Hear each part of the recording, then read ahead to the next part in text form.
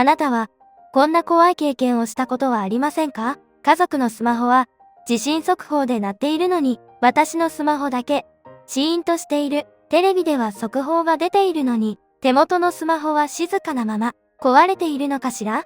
もし本当に地震が来た時に、私のスマホだけ、鳴らなかったら、どうしよう、と不安になりますよね。この動画を見ることで、緊急地震速報の設定を確認する方法がわかり、いざという時に備えることができます。さて、もしあなたのスマホだけが地震速報などで鳴らなかったとしても、それは故障ではありません。スマホの中のある設定がほんの少し違っているだけなんです。でも、それを放置していると、いざという巨大地震の時、あなただけ逃げ遅れてしまう危険性も考えられます。後回しにせず、今この場で一緒に確認しましょう。さあ、スマホをお手元に用意してください。私の声と画面のスライドを見ながら、ゆっくり操作してくださいね。また、必要に応じて一時停止しながら操作してみてください。準備はいいですか？まず、最初は iPhone の設定からしていきます。一つ目、そもそも警報を受け取るスイッチが入っているかを確認します。ホーム画面にある設定ボタン、歯車のマークを探してください。見つかりましたか？はい。そこを指でポンと押してください。次に、通知という項目を探します。通知を選んだら、スマホの画面の下の方へスライドしていきます。すると、一番下に緊急速報という場所が見つかると思います。その緊急速報のスイッチをオンにしてください。オンになっているか確認しましょう。続いて、常に警報音を鳴らすというところもオンにしておきましょう。もし、これらのスイッチが灰色、つまりオフになっていたら、それが鳴らない原因です。今すぐ、ポンと押して緑色にしておきましょう。もし、うまくいかない方は、焦らず、ここで一時停止ボタンを押して、ゆっくり設定をしてみてくださいね。続いて、Android の設定です。Android スマホは機種によってボタンの場所が違うことがあるので、基本的な流れをご紹介します。まず、ホーム画面にある設定歯車のマークを探してタップします。すると、緊急という項目のところに緊急速報メールが見つかります。そこで、緊急速報メールを許可とテストアラートをタップして通知をオンにします。二つ目は、スマホがあなたが今どこにいるのか分かっていないということです。実は、国からの警報、J アラートは現在地の近くのアンテナ、基地局から届くことが多いのです。避難所を地図で確認したり、万が一閉じ込められたりしたときは、救助隊にあなたの場所を知らせるためには、位置情報が絶対に必要なんです。設定の歯車マークから最初の設定画面に戻りましょう。Android の場合から説明します。まず、設定から位置情報サービスという項目を探します。それをオンにします。これで位置情報がオンになりました。わかりにくい方はイラストを参考にしてくださいね。次は iPhone の設定です。設定からプライバシーとセキュリティを探し、そこをポンと押すと位置情報サービスがあります。それをオンにします。さらに位置情報の通知もオンにします。位置情報の通知というところのマップを表示もオンにしておきましょう。そして、位置情報を共有から iPhone を探すをオン。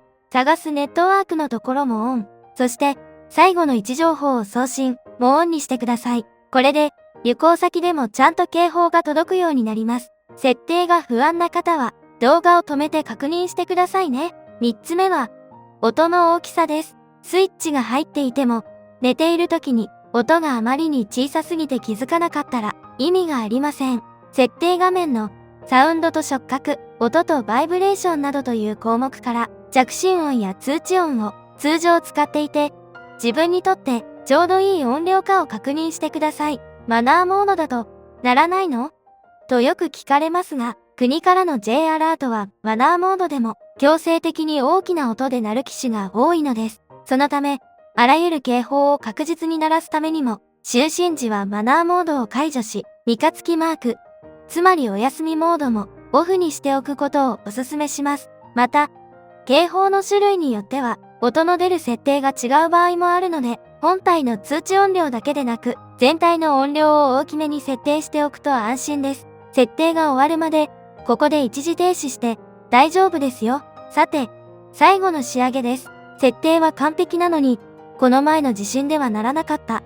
という方、実は、スマホの緊急地震速報は、震度5弱以上の強い揺れが予想される時しか鳴らない仕組みになっているんです。だから、震度3くらいの地震では、シーンとしているのが正解なんです。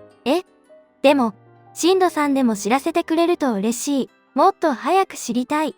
そう思いますよね。そんな方は、最初から入っている機能に頼らず、防災アプリを一つ入れておくのがおすすめです。特に、ドコモや au、ソフトバンクなどの大手携帯会社以外、いわゆる格安スマホを使っている方は、スマホの本体の設定だけでは、警報が鳴らないこともあります。そんな方は、防災アプリを入れることが命綱になりますよ。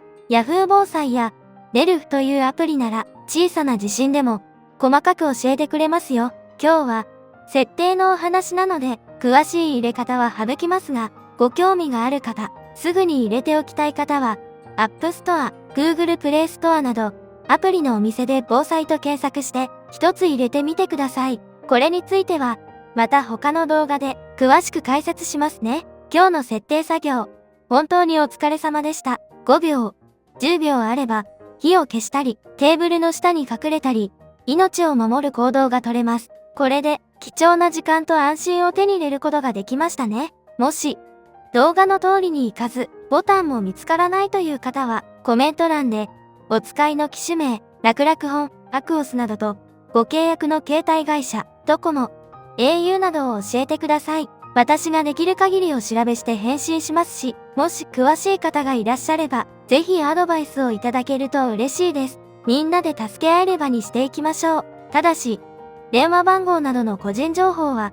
絶対に書かないようご注意くださいね。ご家族、お知り合いにも設定確認したと、この動画をシェアしてあげてくださいね。チャンネル登録もよろしくお願いします。また次の動画でお会いしましょう。